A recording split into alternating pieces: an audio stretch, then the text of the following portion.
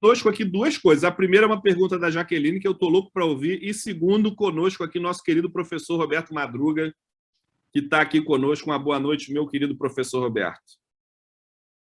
Está mutado, está mutado.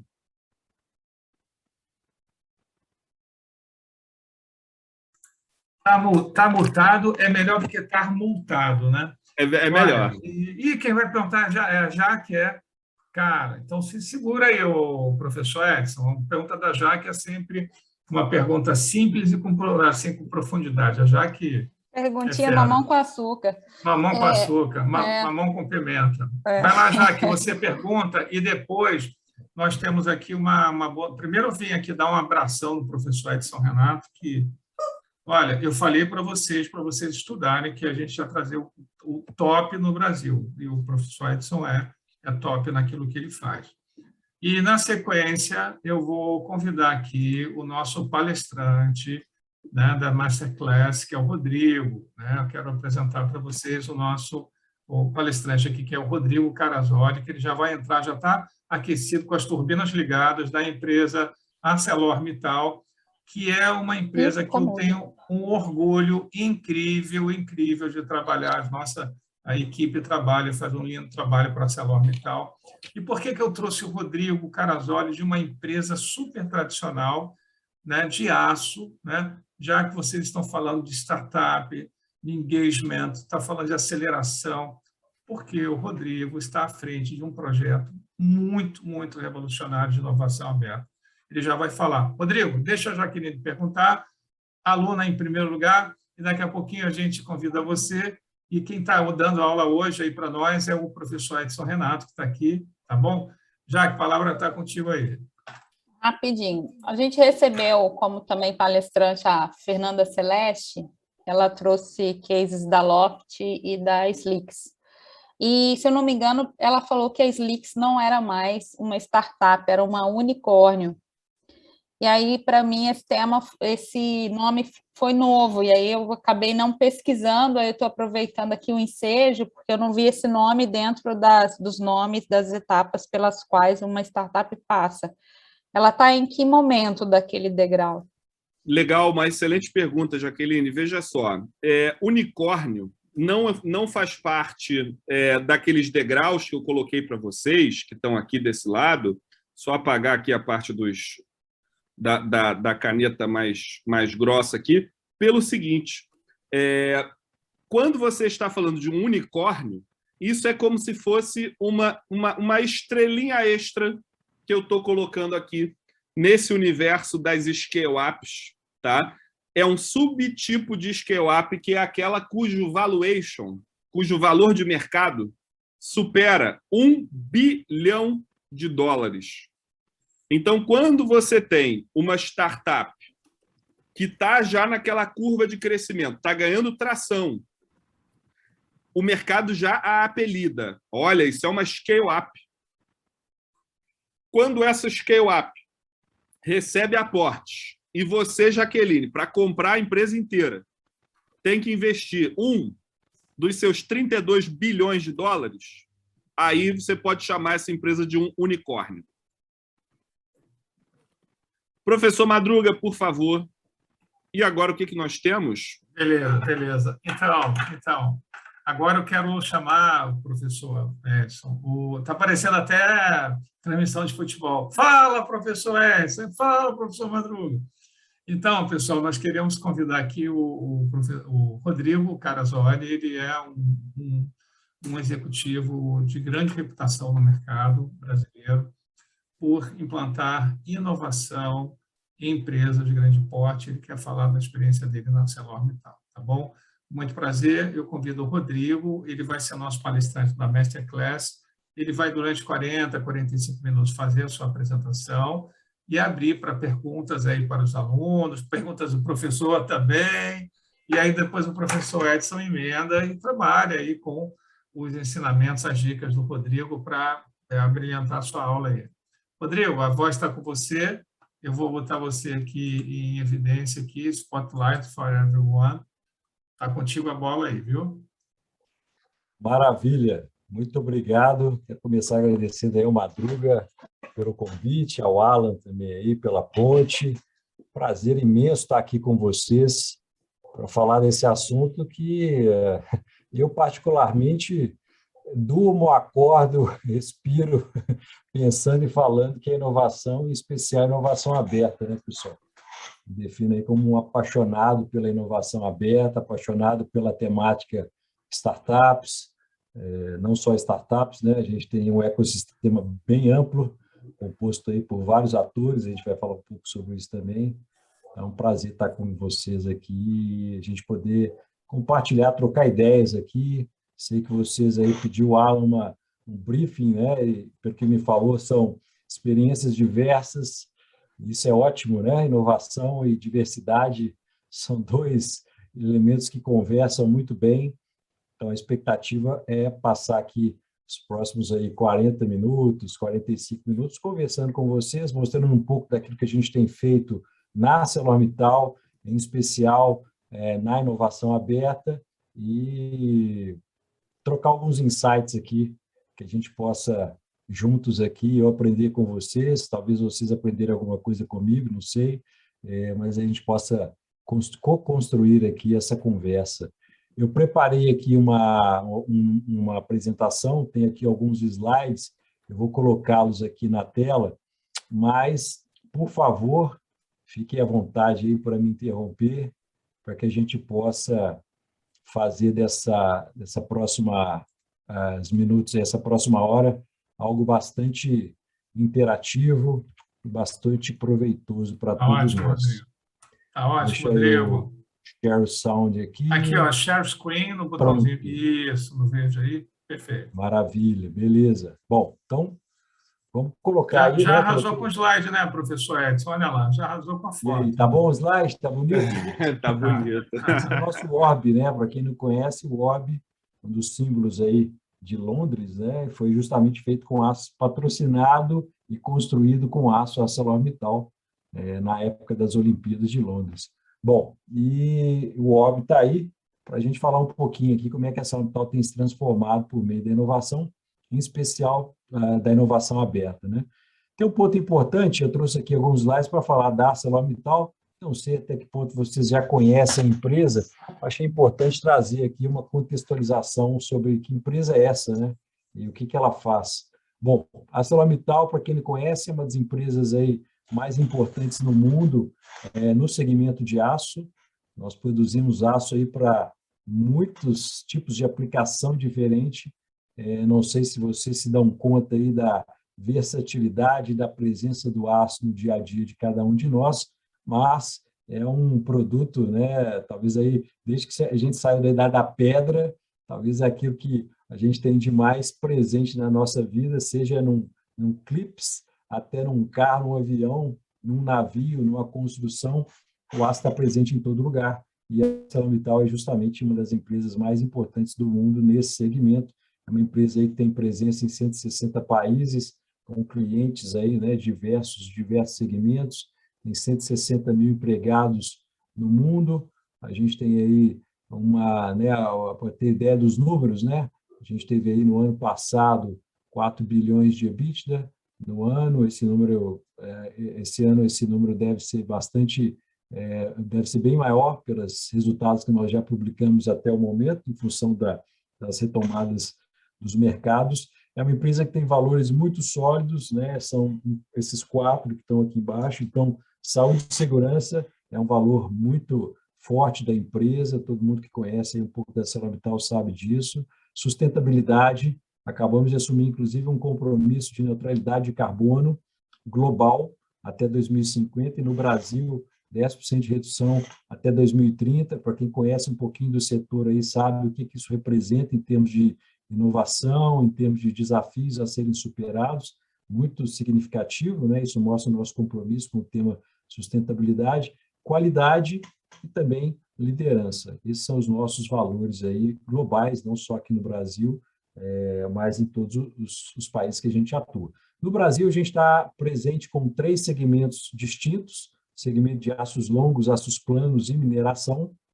São segmentos que são sinérgicos em termos de portfólio, né? A gente, boa parte da nossa produção no Brasil de minério é para alimentar os nossos alto-foz, mas a gente também comercializa o minério no mercado, e no mundo a gente tem uma presença ainda mais forte em termos de mineração do que a gente tem aqui no Brasil.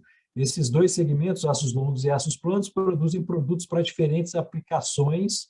Eles têm aí estruturas, né, de governança, né, separadas, mas que se unem na ArcelorMittal Brasil e se unem também perante os nossos clientes no portfólio de produtos que a gente tem no mercado.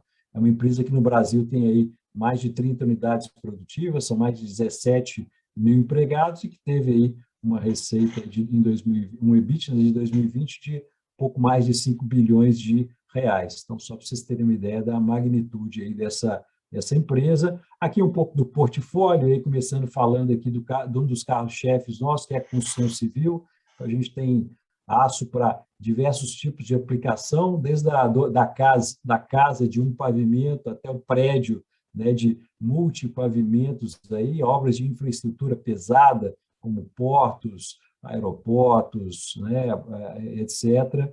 E aços que têm uma pegada muito forte de uma inovação que trouxemos, inclusive, da Europa há alguns anos atrás, que é o Stelligence, onde você analisa a aplicação do aço e uma obra sobre 3 diferentes aspectos, que é o ambiental, o social e o econômico. Então, a gente analisa sempre a aplicação do aço sobre esses 3 aspectos, trazendo soluções que permitam explorar esses 3 aspectos, né? Então, aqui, por exemplo, temos inovações aqui, para quem é aí da engenharia civil, por exemplo, vai ver aqui uma construção de uma armadura pronta soldada, algo que é extremamente interessante para uma obra, porque reduz o tempo de aplicação, reduz os riscos, reduz o desperdício também numa obra, e é algo que a gente produz e fabrica, né, para os nossos clientes aí, conforme projetos, metodologias BIM e assim por diante.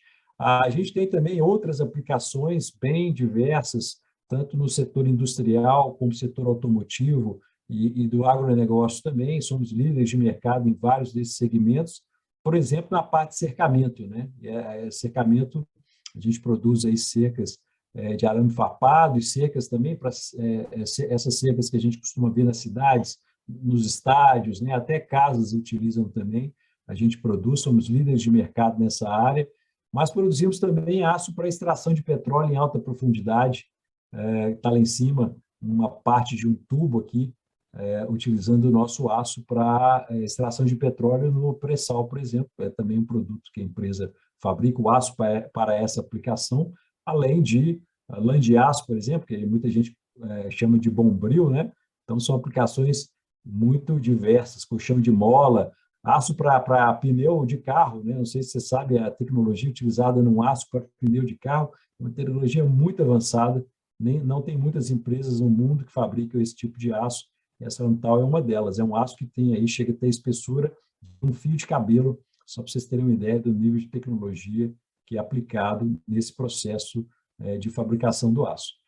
Temos também uma rede de distribuição bastante ampla, o que nos faz presente aí em praticamente em todos os estados e nas principais cidades e capitais aí do país. É uma rede composta por unidades próprias, unidades parceiras também. Então, isso é uma presença comercial forte e é uma empresa que tem no seu DNA a inovação, né? E aqui estão alguns cases que demonstram isso. Seja, por exemplo, por ser a primeira empresa do segmento a ter vendas através da internet. Então, muito antes desse boom começar aí, né, principalmente no último ano aí com a pandemia, né, muito antes disso a gente já comercializava o nosso aço através da internet, usando aí estratégias omnichannel, né, o Fizz Digital, para levar o nosso aço em todos os rincões aí do Brasil, tirando proveito justamente dessa estrutura física que eu acabei de mostrar e essa estrutura digital também que nós implementamos. A gente tem 12 centros de pesquisa espalhados pelo mundo, um deles aqui no Brasil, que atende a América Latina. São mais de 1.500 pesquisadores trabalhando full-time com pesquisa, desenvolvimento e inovação, trazendo soluções aí das mais diversas para os nossos clientes. Fomos a primeira empresa na América Latina a montar uma usina integrada, a usina na cidade de João Molevade, em Minas Gerais. Isso aí há muitos anos atrás, a empresa está completando 100 anos no Brasil esse ano. Soluções diversas na parte de infraestrutura, construção civil, e o nosso laboratório de inovação aberta, chamado Assolab. Esse eu vou detalhar um pouco mais aqui para vocês, nesses próximos minutos aqui. A gente vai mergulhar um pouco mais aqui no Assolab e falar um pouco sobre a estratégia de inovação aberta implementada através do Assolab e como é que isso tem ajudado a alavancar os resultados da ArcelorMittal. O Assolab, aí entrando especificamente no Assolab, ele foi criado em 2018. Até então, a empresa não tinha uma estratégia muito bem definida, muito clara, de como se relacionar com o ecossistema de inovação, né, de como se relacionar com as startups, as universidades, os centros de pesquisa, os outros parceiros. A gente tinha, sim, iniciativas em parceria com esses players, mas eram iniciativas que não tinham uma visão estruturada, uma orquestração com uma metodologia clara. Eram iniciativas isoladas, isso não só aqui no Brasil, mas no mundo inteiro. A empresa não tinha até então um posicionamento muito bem definido em relação a isso. Em 2018, nós fomos provocados pelo nosso CEO a nos movimentarmos em relação a isso, né? Todas as oportunidades estavam já postas, o ecossistema pulsante, e como a gente foi provocado em como realmente tirar proveito disso. Então, a partir desse momento, foram feitos aí vários benchmarks fora do Brasil, né? A gente viajou para Vale do Silício, Israel, China, conhecemos vários ecossistemas, e dessas viagens todas que a gente fez, quando nós retornamos ao Brasil, veio justamente a ideia de criar algo que fosse mais estruturado para capturar esse valor. E a estratégia escolhida naquele momento, isso foi em meados de 2018, foi justamente da criação do Assolab, né?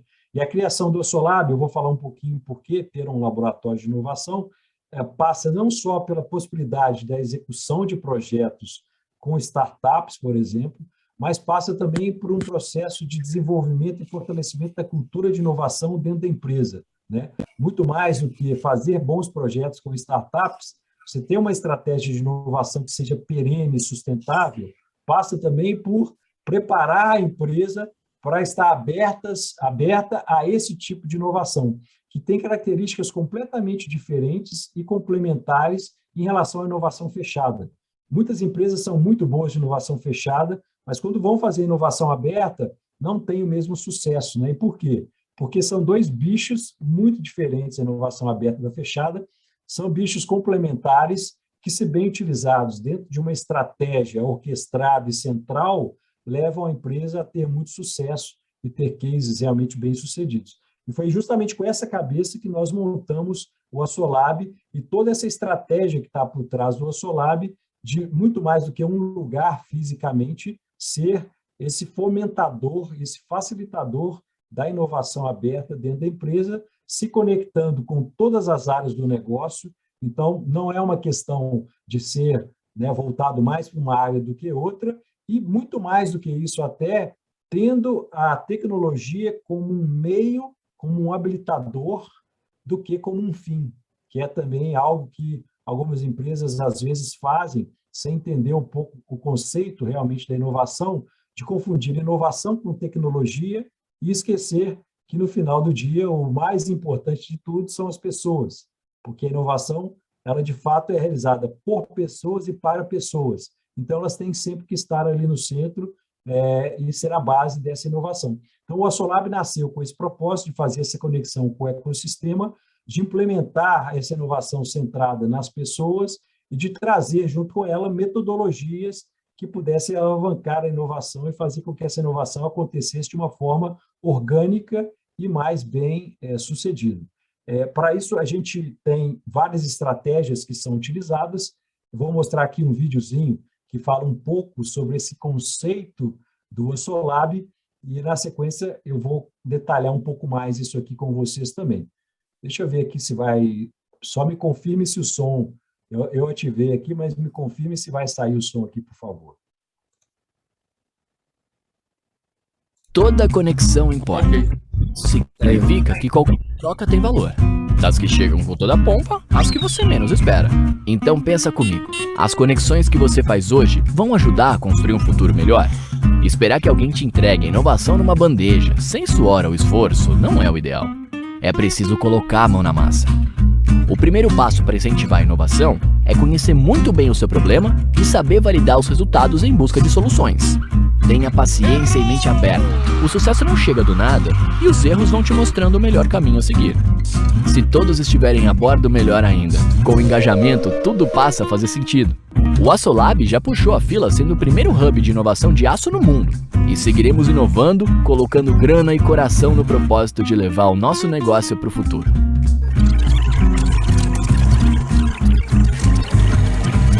Nesta missão, estamos também ajudando a transformar o mindset e a cultura da inovação na ArcelorMittal. Pode contar com a gente. Se toda conexão importa, a nossa conexão transforma. Bom, videozinho curto aqui, mas que tem, nesse pouco tempo, bastante mensagens importantes aqui que resumem justamente como a gente trabalha na ArcelorMittal e como a Açolab... Da conexão importa. Vou paralisar isso aqui, deixa eu ver como é que eu tiro isso aqui.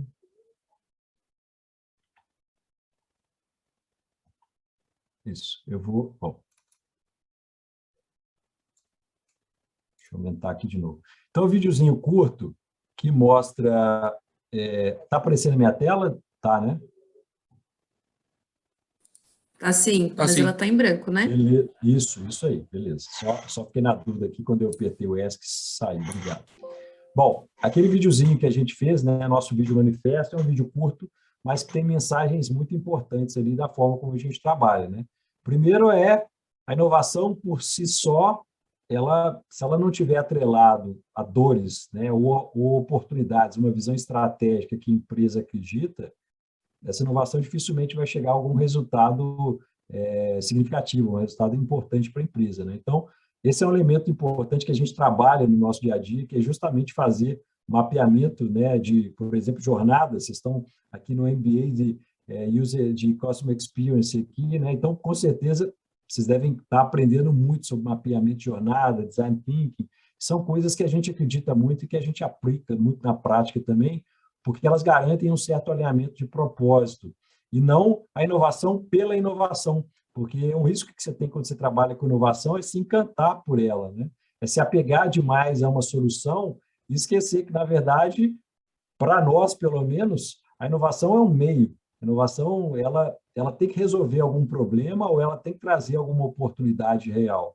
Ela não pode estar desconectada, né? No mínimo, ela tem que ter, se for uma inovação mais disruptiva, ela tem que estar conectada, no mínimo, a uma visão de futuro, aquilo que a empresa acredita que vai se materializar daqui a alguns anos, né? Se ela estiver totalmente desconectada, dificilmente essa inovação vai dar algum resultado. E, para isso, a nossa estratégia de inovação está organizada nos horizontes de inovação. Não sei se esse conceito dos horizontes de inovação, que é um conceito criado pela McKinsey, no início aí da década de 2000, não sei se esse conceito é claro para vocês, mas basicamente o que os horizontes de inovação fazem é organizar essa inovação em 3 horizontes, sendo que as inovações de horizonte 1 são aquelas inovações que têm a ver mais com o que existe hoje no presente, aquilo que afeta hoje a empresa, né? Então, o objetivo é muito otimizar aquilo que já existe para que seja cada vez melhor, e isso representa, geralmente, num portfólio de inovação, cerca de 70% das iniciativas estão relacionadas ao Horizonte 1, isso é o portfólio típico de uma empresa, 20% alocados em inovações de Horizonte 2, que estão focadas em novos negócios e mercados adjacentes, que não são exatamente iguais aos que existem hoje, mas são muito correlacionados com os mercados que a gente já atua hoje ou com as tecnologias que a gente já emprega hoje, né? E Horizonte 3, que é aquilo que está mais distante, que é aquilo que não temos a certeza nem se realmente, às vezes, vai ter uma demanda forte em relação àquilo, mas é uma tendência, é uma aposta, e que a empresa pode estar interessada em fazer, porque aquilo ali está conectado com a sua visão, com a sua visão de futuro e com a sua estratégia. Então, as inovações de Horizonte 3, geralmente, elas estão bem mais distantes do negócio como ela é hoje, mas são inovações que têm um potencial de transformar o negócio, de trazer novas fontes de receita que podem, inclusive, daqui a alguns anos, ser mais importantes do que as receitas que a empresa tem na atualidade. Então, dentro desse conceito, né, dos 3 horizontes de inovação, nós, no Açolab, ou na ArcelorMittal Aços Longos, trabalhamos justamente dessa forma. Então, a gente tem uma área, primeiro, nós temos uma diretoria chamada Diretoria do Futuro, que concentra, além da inovação, a estratégia, o ESG, a cultura, juntamente com a diversidade e a inclusão, a investimento social e a comunicação. Então, são áreas que têm uma sinergia e que conversam muito bem, alinhando os desafios do presente com as oportunidades de futuro. E dentro dessa inovação, a gente tem, então, uma área que foca no Horizonte 1, né? Ou seja, garantir que o que já existe rode perfeitamente e que a gente tem inovações relacionadas ao que já existe. Essa é uma área.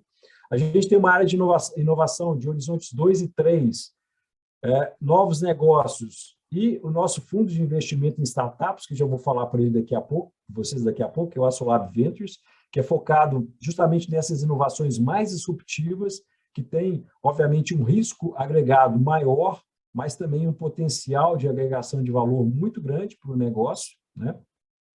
E uma área de cultura e inovação, que é onde a gente tem todos os nossos programas de intraempreendedorismo, eu vou falar também um pouco sobre eles. A gente tem todas as iniciativas de cultura, por exemplo, os embaixadores da inovação, daqui a pouco vou falar, tudo isso com processos compartilhados que atendem a todas essas áreas, que estão relacionadas à propriedade intelectual. É difícil falar de inovação sem falar de propriedade intelectual. Fomento, a gente tem diversas estratégias de captação de fomento relacionadas também à inovação, relacionamento com ICTs, universidades, centros de pesquisa externos, né? Então, a gente tem toda uma estratégia para lidar com esses centros e capturar oportunidades em conjunto com eles também. Uma parte de comunicação e eventos muito ativa, eu vou convidá-los também a nos seguir aí nas mídias sociais, quem quiser vai ver. A gente tem uma forma muito ativa de trabalhar com o ecossistema, porque a gente acredita também que nós temos um papel muito importante de ajudar o ecossistema a se desenvolver.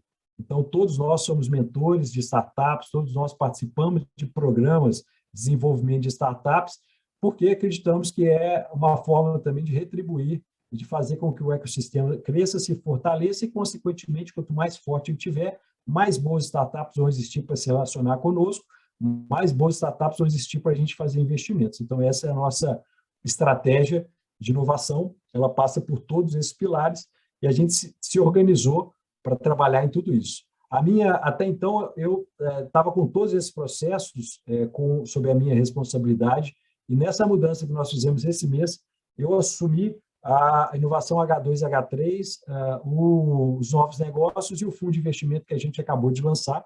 Então, esse é o meu foco agora, inovações mais disruptivas e investimentos, e a gente tem outras duas pessoas que estão trabalhando o foco da cultura de inovação e o foco da inovação de Horizonte 1. Essa mudança é para a gente conseguir dar mais foco e também aproveitar, capturar mais as oportunidades, porque agora, né, no começo, há 3 anos atrás, a gente nem sabia o que era o ecossistema e agora a gente já tem uma presença muito forte, a gente tem oportunidades muito grandes relacionadas à inovação e a gente precisa realmente estar cada vez mais aberto e ter processos mais bem estruturados para capturar essas oportunidades. Bom, esse é o conceito que eu falei agora há pouco, da inovação centrada nas pessoas. A gente trabalha isso muito fortemente.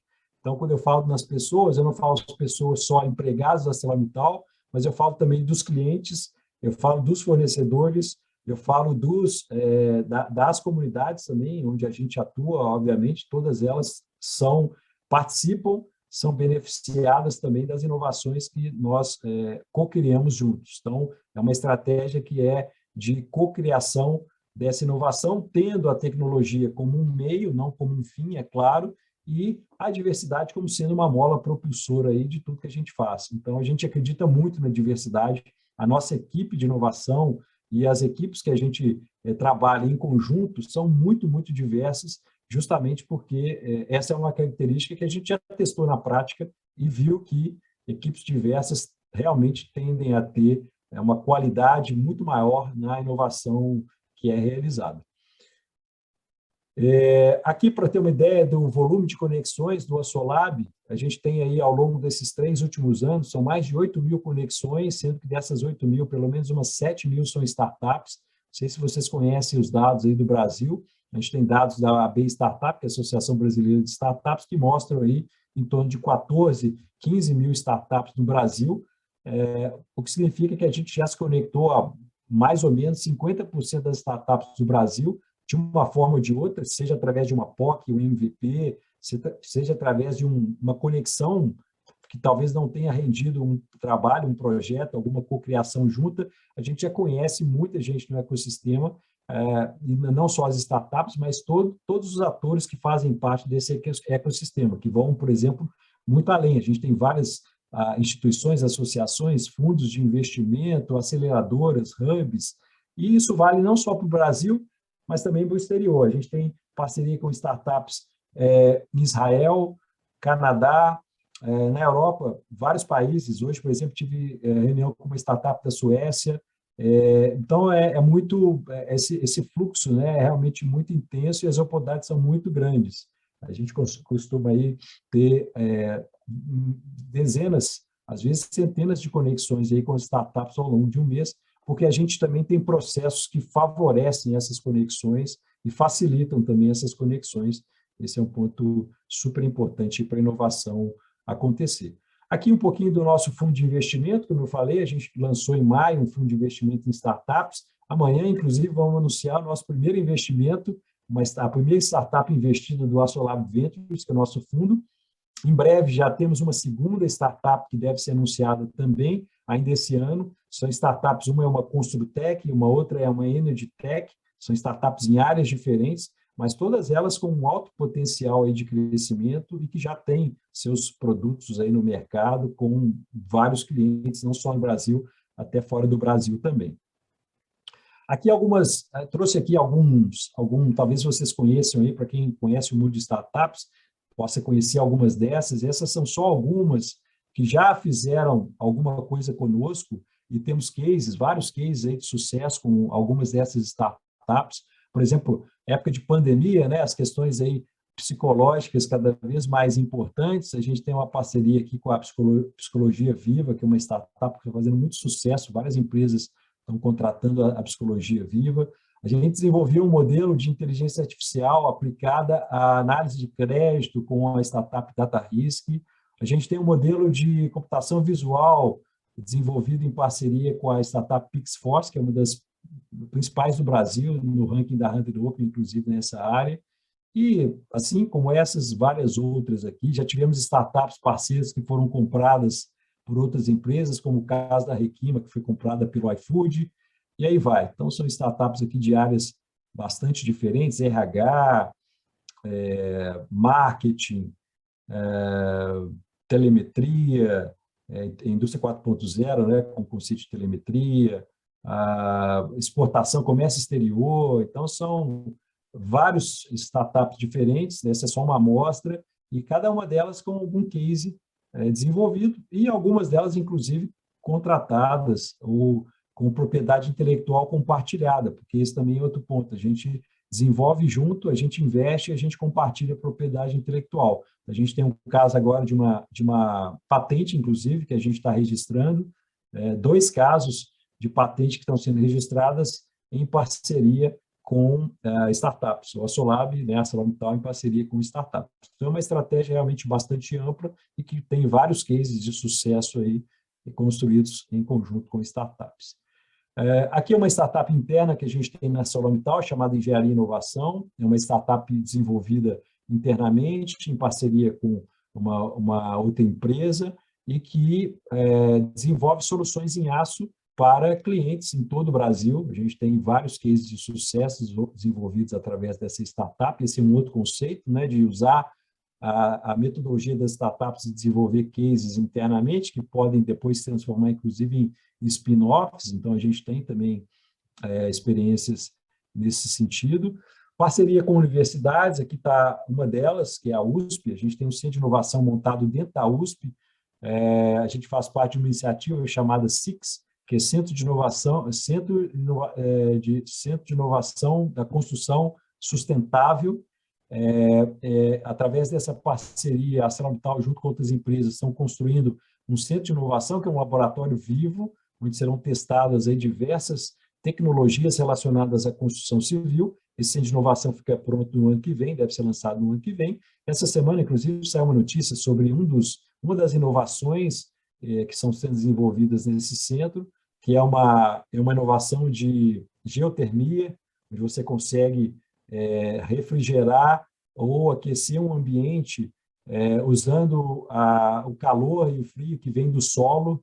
É uma tecnologia completamente nova que está sendo desenvolvida no SIX, conosco como parceiros. A gente tem iniciativas como o Ideatom, concluímos isso aí há 2 semanas, uma iniciativa envolvendo estudantes da USP.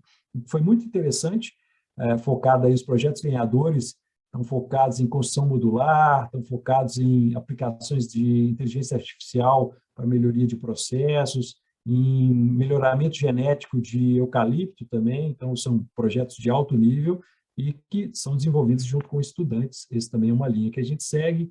A gente tem iniciativas com outras empresas, como o House Impact, que é um programa que já está indo para o seu 3º ciclo, que visa aí desenvolvimento de moradias, de soluções relacionadas à moradia para a população de baixa renda. É uma iniciativa que a gente adora participar, porque tem um vínculo muito forte também com o nosso propósito, e é um tema super relevante, né? O Brasil tem um déficit habitacional gigantesco, são milhares e milhões de pessoas, infelizmente, não têm habitação ou que vivem em situação muito precária. Então, nós nos unimos nesse projeto, que tem também muitas startups envolvidas junto conosco. Temos um centro de inovação criado dentro do Senai, uma das unidades do Senai, que nos conecta com todos os centros de inovação do Senai, os institutos do Senai no Brasil inteiro. Lá dentro do Senai, nós montamos o CIAMI, que é o Centro de Inovação ArcelorMittal para a Indústria, e, inclusive, temos uma parceria com o CT Nano, a partir da qual a gente desenvolve a aplicação de nanotecnologia e grafeno para aplicações relacionadas ao aço. Temos diversos projetos desenvolvidos em conjunto nesse laboratório de inovação que nós temos dentro do CIAM. Então, é também uma estratégia de inovação aberta que nós utilizamos bastante, que nos possibilita e nos capacita a fazer diversas inovações interessantes, porque a rede Senai é uma rede que tem expertises muito variadas e um investimento em termos de infraestrutura, equipamentos e pessoas fantástico, né? Então, essa é uma das nossas estratégias também, além, como eu falei, das universidades e das startups. A gente faz também programas de inovação em parceria com outras empresas. Esse aqui foi do ano passado, a gente está agora formulando aí o nosso próximo, que deve ser agora em setembro. Esse, no caso, foi com várias empresas de setores diferentes, VLI, Oxiteno, Saint-Gobain e Andrade Gutierrez, e foi focado em soluções, nesse caso, geralmente são temáticas transversais e que de interesse de todas as empresas, apesar de serem de setores diferentes. Esse, por exemplo, estava relacionado à Covid. A gente fez uma chamada aberta em conjunto, nós conseguimos aí mais de 160 soluções, de vários países diferentes, inclusive, e que estão sendo agora aplicadas pelas empresas na medida do seu retorno, do seu planejamento de retorno aí, gradual aos escritórios. Temos também uma estratégia dentro da nosso processo de cultura da inovação, como eu falei há pouco. A gente tem uma estratégia também de levar, né, como levar a inovação a todas as nossas unidades espalhadas pelo Brasil, né? A inovação, apesar de a gente ter um laboratório de inovação, o laboratório de inovação não é responsável por fazer a inovação. A inovação é a responsabilidade de cada um dos empregados da ArcelorMittal e cada um tem que assumir o seu papel, né? E para que isso aconteça, a gente conta com uma rede. Essa rede tem hoje aí mais de 70 pessoas que estão espalhadas pelo Brasil inteiro, são pessoas voluntárias e que trabalham junto com o Assolab, justamente fomentando a inovação, levando metodologias e também capturando oportunidades de projetos que possam ser desenvolvidos em parceria com startups, universidades e os centros de pesquisa. Então, é uma rede muito forte, a gente trabalha conceito de gamificação, essas pessoas têm metas, então é uma coisa muito estruturada e que dá muito resultado, porque todos aqui são entusiasmados pela inovação e, de fato, fazem essa inovação acontecer ali nas suas áreas, o que aproxima a inovação também, desmistifica e aproxima a inovação das pessoas, porque a inovação geralmente tem aqueles mitos, né? Isso é para pessoas muito inteligentes, isso é para um grupo pequeno de pessoas. Não, a inovação tem que estar presente, tem que permear a empresa como um todo, e para isso, então, essa aqui é uma das estratégias que a gente utiliza para aproximar a inovação. A gente tem aqui, eu trouxe um exemplo, né? Tem empresas que costumam fazer hackathons, né? E a gente é meio cético em relação a isso, sim, porque nós já fizemos, inclusive, e vimos que nem sempre os resultados são aqueles que a empresa espera, né? Então, por isso, a gente desenvolveu outras metodologias também para desenvolver hackathon, ou para desenvolver coisas similares a um hackathon. Uma delas é o Botathon. Botathon, o que é, né? É uma maratona de desenvolvimento de bots, né? Para quem conhece bots ou RPAs, né? O nome técnico é RPA. A gente desenvolveu, essa foi a primeira edição, a gente está na segunda edição agora, a gente desenvolveu uma maratona onde a gente capacitou as pessoas e elas tiveram uma semana para desenvolver bots que otimizavam esses projetos, né, para desenvolver os bots. Eles foram priorizados por um grupo da empresa, uma banca da empresa, que selecionou quais eram aqueles com maior potencial de valor agregado, e esses grupos tiveram uma semana para desenvolver e apresentar esses bots na sexta-feira, que foi o último dia, para essa banca. Eles desenvolveram, apresentaram, e os 3 bots ganhadores da primeira edição, só os 3 trouxeram mais de R$2 milhões de redução de custo, porque fizeram uma série de otimizações dos processos. E a gente gostou tanto que agora, em outubro, a gente vai ter a segunda edição do nosso Botathon. Praticamente investimento zero, pessoal. São empregados, são squads, compostos por empregados da empresa, e que foram capacitados para poder desenvolver esses robôs. Aqui são outros exemplos também, não vai dar tempo de entrar em todos os detalhes, mas a gente tem aqui o DNA Inovador, que é um programa que a primeira edição do DNA Inovador, aqui, só para terem uma ideia do quanto esse assunto é sério na ArcelorMittal, nessa foto a gente tem nosso CEO, a gente tem 2 vice-presidentes, comercial e industrial, junto com a equipe que foi a ganhadora da primeira edição do DNA Inovador. E esse grupo desenvolveu um modelo de inteligência artificial que está rendendo muito resultado dentro da empresa e tem o potencial para ser expandido para o mundo inteiro. Basicamente, eles conseguem prever a ocorrência de um problema num equipamento super crítico e, mais do que prever, eles conseguem corrigir esse equipamento para que esse problema que potencialmente poderia acontecer não ocorra e não cause os prejuízos que ele ocasionaria com a parada de processo, com a perda de material, com uma série de transtornos. Então, só para vocês captarem também esse tipo de iniciativa. Aqui são alguns exemplos aqui de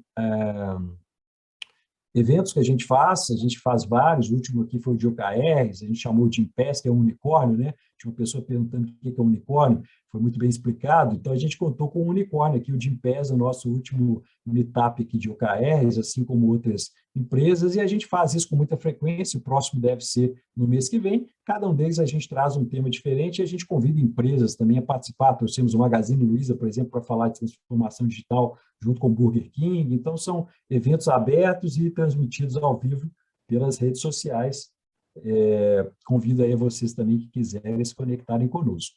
Bom, sei que estou no finalzinho do tempo aí, eu queria trazer aqui alguns pontos relevantes, que são as questões geralmente enfrentadas quando você está falando de se relacionar com startups, né? O que para a empresa, para uma grande empresa, quando olha uma startup, é algo extremamente atrativo, aquilo que a grande empresa olha para a startup e fica assim, meio receioso, e o oposto também, né? O que atrai? A startup se atrai pela grande empresa e o que é desafio para ela, né? Eu poderia colocar aqui, com base nas startups, que quando a empresa olha para a startup, né, o que atrai? Ela vê ali uma rapidez, uma flexibilidade, uma criatividade, um ineditismo, né? Uma cultura que, para uma grande empresa, é tudo aquilo que ela almeja, né? Ela gostaria de ter essas características também, mas muitas vezes, por ser muito grande, né, colossal, ter processos que são muito bem estruturados, que foram construídos ao longo dos anos para proteger essa empresa dos riscos que são necessários, né, que isso seja ruim, ela acaba se distanciando em relação a isso. Então, a startup não tem isso, né? Ela está ali florescendo, a inovação está florescendo ali na startup. Por outro lado, a startup olha para a empresa e o que ela vê, né? Bom, mentores, pessoas que têm um conhecimento muito grande de setor, de mercado, que podem facilitar a entrada da startup naquele setor. Ela vê ali um laboratório vivo, onde ela pode se beneficiar. Ela vê um smart money, que é super importante, né? Que é o recurso financeiro aliado com a expertise, com toda a estrutura. Então, isso é muito atrativo. Mas tem também uma série de desafios, porque A startup, ela geralmente tem baixa maturidade de solução, né? Dificilmente você tem ali, né? A não ser as scale-ups, startups, e mesmo essas, tá? A gente conhece várias também. Mesmo essas, às vezes, vendem coisas que não estão ali tão prontas, não estão tão maduras. Falta um pouco de estrutura, né? Às vezes não tem case ali, então está começando, precisa de alguém que acredite nela para poder realmente deslanchar, né? Então, às vezes falta isso, a startup não sabe como funciona a estrutura de uma empresa também, ela não sabe minimamente qual que é o processo de contratação de uma grande empresa, então por isso ela erra, ela comete vários erros ali durante o processo e isso pode prejudicar, pode atrasar o processo, ela não sabe precificar, isso é uma das verdades. A gente tem um e-book para startups, que também está no nosso site, né, que fala muito sobre isso, o que a gente nota, assim, que dicas para startups. E as empresas, bom, as empresas têm um certo ceticismo, um certo desconhecimento ali, a empresa fica meio incomodada porque está todo mundo super ocupado, né? E ela acha que ela está contratando um fornecedor, que ela vai poder ali contratar, virar as costas e esperar a solução pronta. Isso nunca vai acontecer com uma startup, dificilmente vai acontecer, porque a startup ela não conhece geralmente do seu negócio. Quem conhece o seu negócio é você, é a sua empresa, ela tem ideias novas, ela tem um monte de coisa bacana, mas ela não é especialista geralmente no seu setor. Então, ela precisa de uma cocriação. Isso para a empresa, às vezes, é complicado, né? Muitas empresas não têm uma política ainda para tratar com as startups, tratam startups como se fossem fornecedores, grandes fornecedores. Isso é extremamente danoso e destrutivo para a startup. A empresa tem um tempo de tomar decisão muito mais longo do que a expectativa de uma startup. A startup espera que você vai conseguir resolver tudo em uma semana. Tem empresa, né, dependendo, dura 3 meses ali para ter uma assinatura de alguma coisa, isso é algo bem complexo. As empresas geralmente querem usar, né, muitas empresas ainda querem usar a startup com uma mão de obra barata, o que é muito complicado também, não querem pagar POC, MVP, o que, na minha opinião, é assim, muito, muito negativo, muito, muito ruim. Não tem uma política de propriedade intelectual, né, e tem aí uma baixa, e às vezes tem uma certa, não tem essa percepção de que a taxa de sucesso nas parcerias com startups e de inovações em geral, principalmente inovações mais disruptivas, são taxas de sucesso baixas. E a empresa não está acostumada a tolerar, geralmente, erros, né? Então, compreensão, esse mindset para se trabalhar a inovação, exige também mudanças na empresa. A empresa precisa se adaptar a isso, né? Então, esse é um processo muito de aculturamento. Por isso, quando eu comecei falando lá no início, eu falei, não é uma questão só de fazer bons projetos, é uma questão também de preparar a empresa para isso, né? Tornar a empresa mais aberta e mais consciente do que isso significa, de forma que ela possa capturar mais esses resultados e ter mais benefícios em relação a isso, porque quando você consegue absorver um pouco desse mindset do ecossistema de inovação e das startups, a empresa ela passa por si só a se tornar também mais inovadora.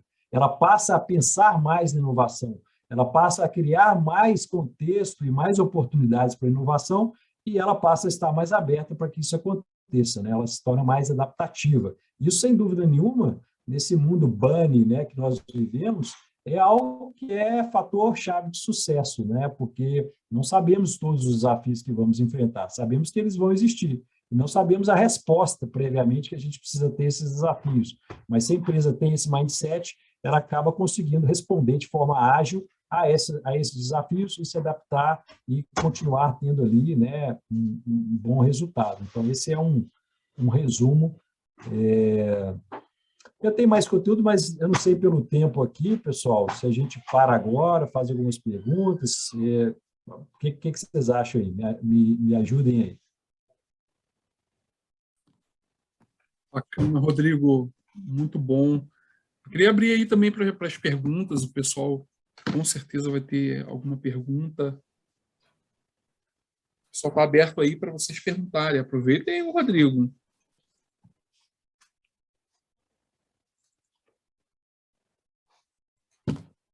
Cara, eu achei tão bacana que eu nem tenho pergunta, eu estou admirada aí.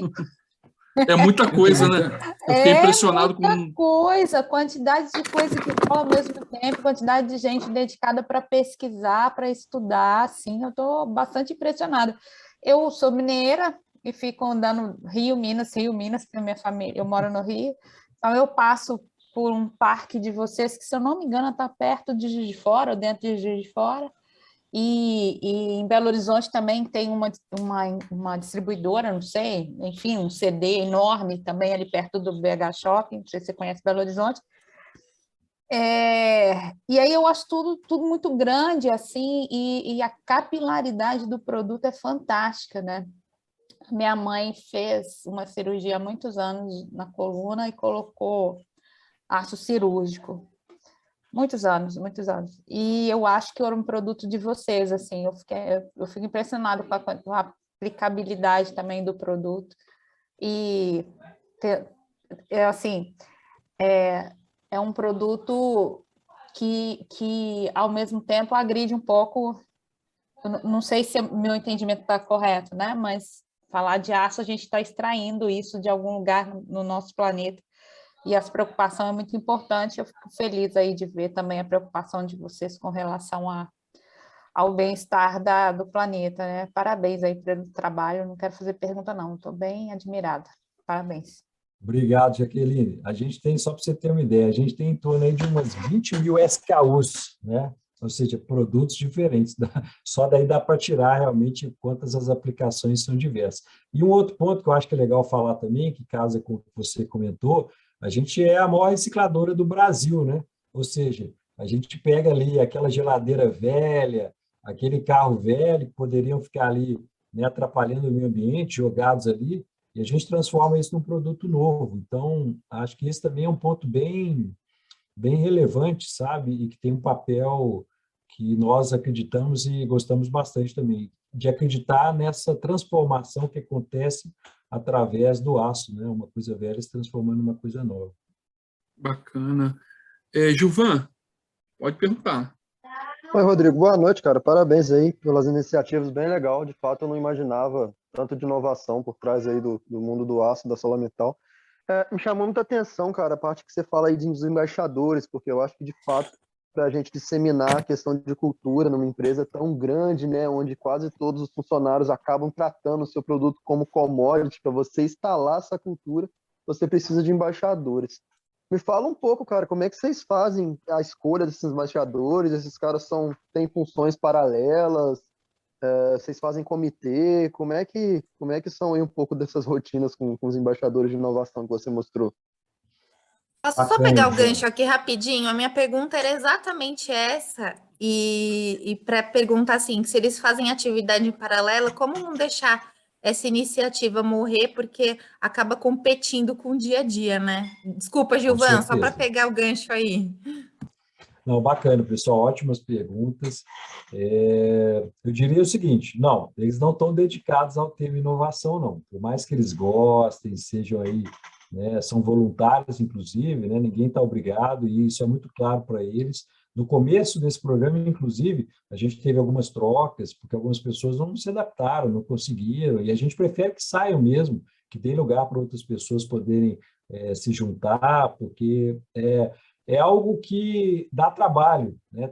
Mexer com inovação, quem já participou de processos de gestão de mudança, é a mesma coisa, pessoal. Cada inovação é um processo de gestão de mudança, porque ele vai implicar em mudanças muito profundas, né? Muitas vezes nos processos que a empresa tem, nos produtos que a empresa comercializa. Então, essas pessoas, a gente fez um trabalho forte com RH, primeiro de desenhar um perfil, né? Qual seria o perfil mais adequado para os embaixadores da inovação? Então, a gente fez um trabalho junto com o RH, a gente desenhou um perfil, a gente desenhou também uma dedicação mínima semanal, uma expectativa de dedicação mínima semanal, né, que eram 8 horas por semana, e depois a gente abriu para pessoas que gostariam de participar. A gente recebeu várias indicações também do próprio RH, das pessoas das áreas, mas a gente também deixou esse processo aberto, e muitas pessoas realmente participar, muitas pessoas se engajaram e queriam contribuir, porque realmente viam que esse é o ponto, né? Quando você cria como eu falei, o AssoLab, ele não nasceu para concentrar ou engessar a inovação, ele nasceu para facilitar. Quando as pessoas enxergaram que o AssoLab poderia facilitar demais a inovação nas suas áreas e que muitas vezes elas não tinham ali um contexto, né, um ambiente que favorecesse essas inovações acontecerem, pudesse acontecer. E a partir do momento que eles enxergaram que o Assolab era um veículo para que isso pudesse acontecer de forma facilitada, foi assim como se fosse um estalo, porque eles passaram a fazer isso e fazer isso cada vez melhor e fazer isso cada vez mais em escala e de forma orgânica. Então, se no começo a gente tinha que ficar incentivando demais, hoje em dia o fluxo que vem deles para a gente é gigantesco. A gente teve, só para vocês terem uma ideia, nós estamos fechando, para quem conhece a OI Week, né, Open Innovation Week, não sei se alguém já ouviu falar aqui, a gente lançou no nosso grupo dos embaixadores, porque a gente vai participar da próxima agora, a gente lançou se alguém queria colocar algum desafio de inovação aberta na próxima OI Week, né? De cara, apareceram 11 desafios, só para vocês terem uma ideia como é que o pessoal é motivado e engajado em relação a isso. Mas é claro que para chegar nesse nível, foram 3 anos de trabalho. A gente criou um processo de gamificação, a gente tem uma plataforma que mostra, a gente colocou desafios nessa plataforma, então a gente tem trilhas, a gente fez uma análise estratégica e falou o seguinte, o que a gente gostaria que eles fizessem? Então a gente desenhou trilhas. Dentro de cada uma dessas trilhas tem desafios. E eles, a partir do momento que cumprem um desafio, eles entram na plataforma, colocam lá, eu fiz tal desafio, coloca lá uma comprovação relacionada à execução desse desafio, e eles passam a pontuar. Eles têm um ranking, esse ranking todo mundo vê esse ranking, não é algo fechado, todos eles veem, então existe uma estratégia de gamificação ali por trás, e de 3 em 3 meses a gente se reúne para fazer um review, né, planejar coisas novas e mostrar o resultado desse ranking e reconhecer as pessoas que tiveram resultados bacanas, que se diferenciaram ali, né? Então, toda essa estratégia montada, junto com isso, essa experiência ao longo desse tempo aí, fez com que isso trouxesse esses resultados bons. Mas a gente desenvolve muito esse pessoal também. Por exemplo, fizemos na semana retrasada um encontro de Data Analytics, em parceria, a gente trouxe a Accenture, e a gente está investindo nos embaixadores, dando conhecimento de Data Analytics para eles, para que eles possam replicar isso nas áreas, porque isso, inclusive, é um dos critérios de avaliação nessa estratégia de gamificação, é o quanto eles replicam isso também. Então, eu diria assim, não há uma iniciativa única, há um conjunto de iniciativas que a gente utiliza, um conjunto de estratégias, para fazer com que os embaixadores sejam efetivos, porque todos eles trabalham muito, nenhum deles está por conta da inovação, né? Mas todos eles têm um ponto em comum, são amantes da inovação, têm inovação como um propósito e querem fazer a empresa cada vez mais inovadora. Então, acho que esse para nós, aí, foi o segredo para fazer com que esse grupo funcionasse bem como ele funciona hoje. Foi uma transformação de cultura, né, Rodrigo? Foi uma transformação a médio prazo, vamos dizer assim. Vocês plantaram uma sementinha e foram instigando e trazendo fomentando esse engajamento desses embaixadores. Exato, tem um ponto que eu nem falei aqui, né? Na semana passada, nós fomos eleita a 2ª melhor empresa do Brasil em inovação aberta, de acordo com o ranking da Handle Open. Isso foi noticiado aí em vários veículos, saiu no Estadão, saiu no Valor, saiu em vários jornais diferentes. Se vocês colocarem aí na internet, vocês vão ver isso. O primeiro lugar foi a Ambev, o segundo lugar foi a ArcelorMittal. É um ranking entre mais de 3.900 empresas do Brasil inteiro, grandes empresas, né? E um dos segredos, né, todo mundo me pergunta, né, várias pessoas fazem contato, pedem para a gente falar, e participei de vários painéis relacionados, dei várias entrevistas. Um dos segredos é justamente essa rede de embaixadores, porque se você tem pessoas, né, que têm inovação realmente como propósito, espalhadas pela empresa inteira, no Brasil inteiro, imagina quantas oportunidades de projetos com startups, universidades, centro de pesquisa, essas pessoas não puxam, né? Enquanto isso não repercute, não se desdobra dentro da empresa, né? Por isso que eu falei, inovação não é responsabilidade de uma área, né? Se você criou uma área para inovar a sua empresa, desculpa, mas a chance de dar errado, morrer todo mundo ali infartado é muito grande, porque meia dúzia de pessoas não vão nunca conseguir fazer inovação acontecer numa empresa, ainda mais numa empresa do porte que é o da ArcelorMittal e muitas outras que existem no mercado. Ela precisa estar entranhada em todos os processos, né? As pessoas precisam falar da inovação na boca delas, né? Elas precisam incorporar, se empoderar para falar sobre isso também.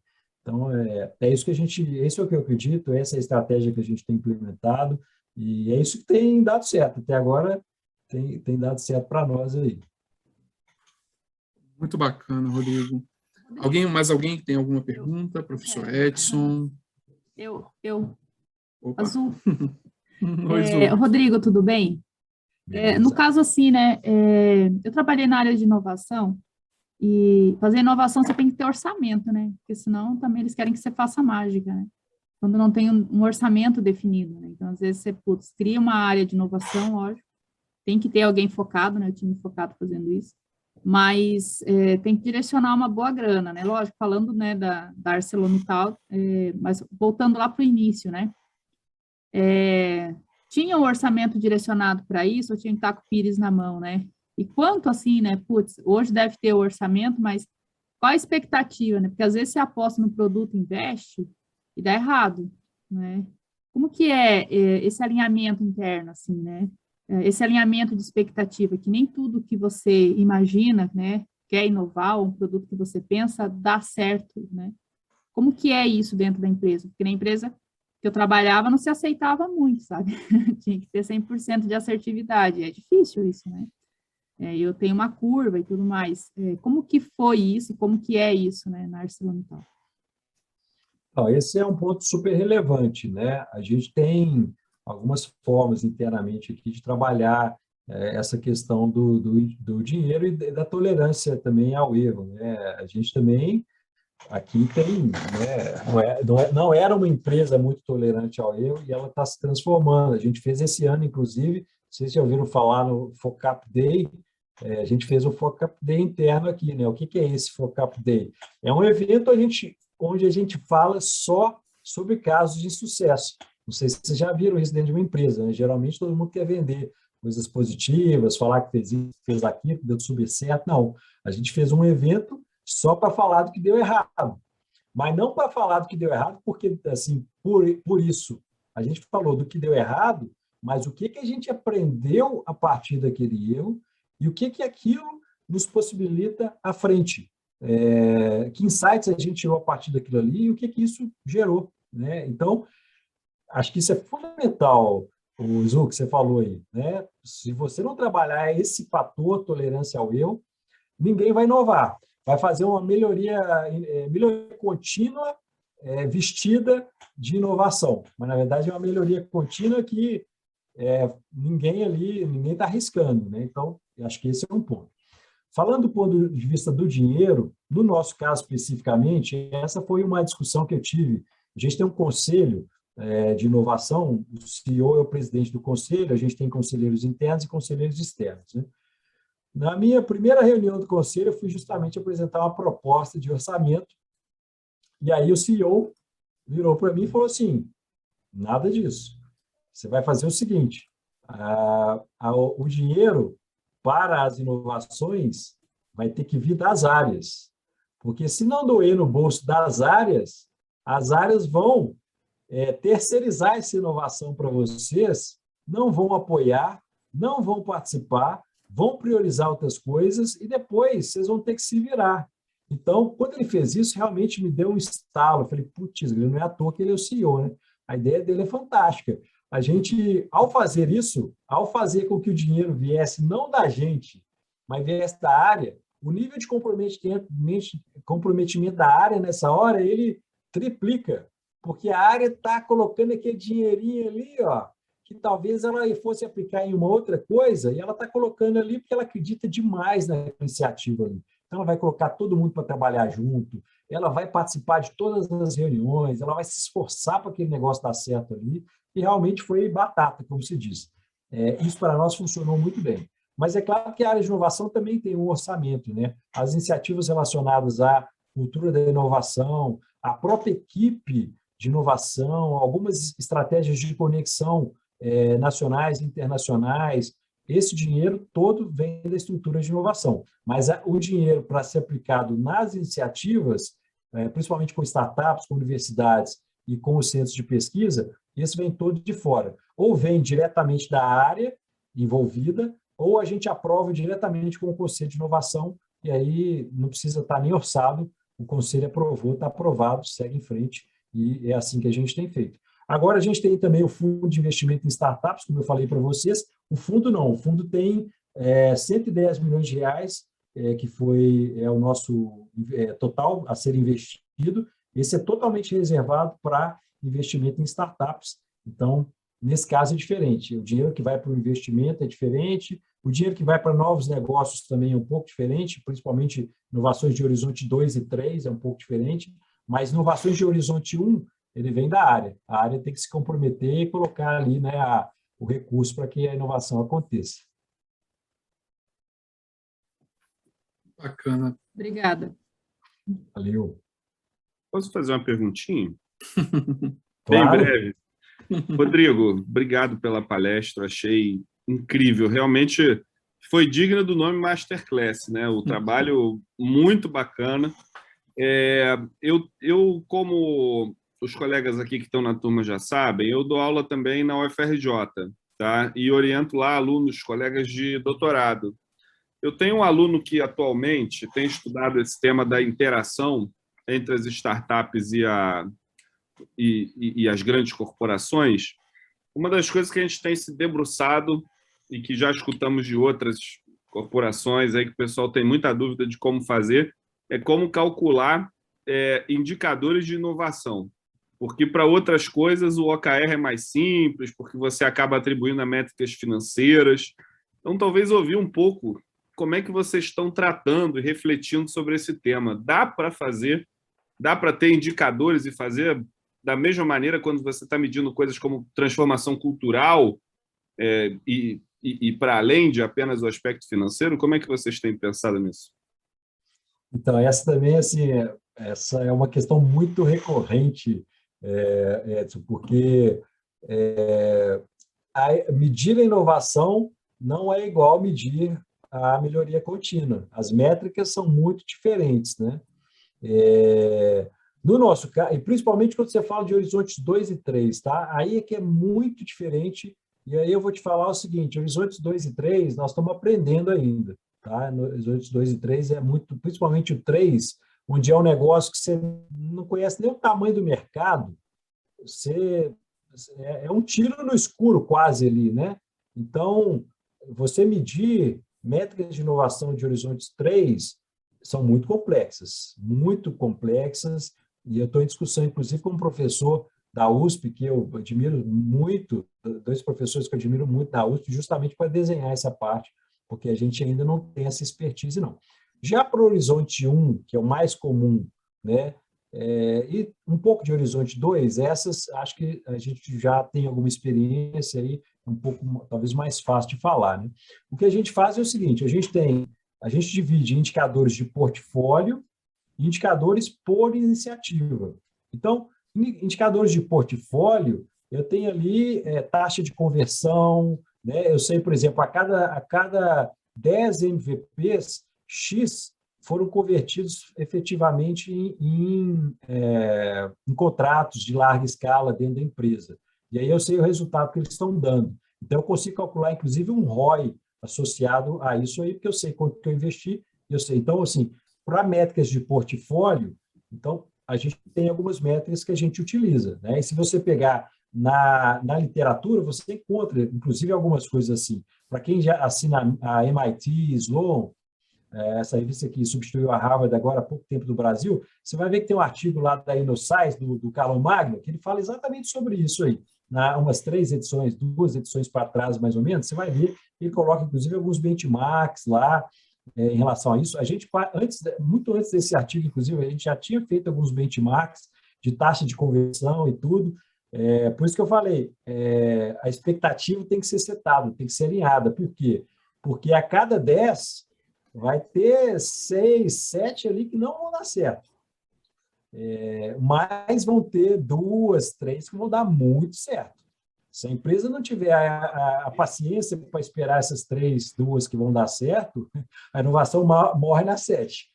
Então, esse é o primeiro ponto. O outro ponto é o seguinte, a gente tem métricas de resultado de cada projeto. Isso é o que a gente aprendeu e a gente faz muito bem. Então, para cada... Acho que tem um microfone vazando aí. Para cada iniciativa, antes de começar a desenvolver essa iniciativa, a gente constrói um business case. E nesse business case, a gente define o que é sucesso nessa iniciativa. Porque isso pode parecer uma coisa assim meio boba, né? Mas não é. Incrível, pessoal. Quando você começa um projeto de inovação, a expectativa é uma. No meio, a expectativa é outra. No final, a expectativa é completamente diferente do começo e ninguém lembra que a expectativa é outra no começo. Então, a gente aprendeu muito errando em cima disso. Então, hoje a gente tem um business case que é vivo. A gente começa setando logo no início antes de começar, na reunião de kickoff ali, a gente faz um planejamento desse MVP ou dessa POC, a gente define o que é sucesso nesse projeto, a gente define métricas que traduzem esse sucesso e a gente define parâmetros que definem esse sucesso. Ao longo da jornada desse projeto, a gente mede esses indicadores e quando chega no final, é muito simples. A gente resgata qual foi o resultado e aí é sim ou não, entendeu? Alcançou o resultado, não alcançou o resultado. Então, a gente consegue, junto com a controladoria, inclusive que nos acompanha durante todo esse processo, e junto com a área também, a gente consegue chegar no final, fazer uma análise ali daquele resultado e falar, olha, esse projeto tem um potencial de gerar tantos milhões para a empresa, é um projeto válido, a gente quer implementá-lo. Ou não, esse projeto não alcançou o sucesso que a gente esperava, o resultado não foi aquilo que a gente queria, vamos parar aqui e não vamos seguir em frente. Então, a gente faz isso para todas as iniciativas. Tivemos uma agora, por exemplo, na área de varejo, uma startup de logística na área de varejo, que aumentou em 42% das nossas vendas no varejo, dentro do escopo que foi definido na POC, né? E a gente setou no início que o mínimo ali que a gente queria era, sei lá, 20%. Alcançaram 42%, a gente já sabia que a gente ia seguir com eles, né? E a gente já sabia, inclusive, quanto de dinheiro potencialmente ela poderia trazer para a empresa. Então, a gente olha o macro, a gestão do portfólio, e a gente olha o micro, gestão de iniciativa a iniciativa. Dá um trabalho gigantesco, mas, no nosso caso, isso foi, assim, divisor de águas, porque era muita energia gasta para chegar no final e um falar, foi um sucesso, o outro falar, mais ou menos, o outro falar, foi um fracasso. Então, a gente aprendeu muito pela dor até chegar nesse modelo que a gente tem hoje e desse business case que é vivo, ele é dinâmico, né? Ele vai se atualizando. A cada sprint, a gente tem sprints, a gente aplica Scrum, a gente faz sprints quinzenais junto com a equipe. A cada sprint, a gente dá uma olhada, atualiza esse business case e de forma que chega no final lá, ele está prontinho.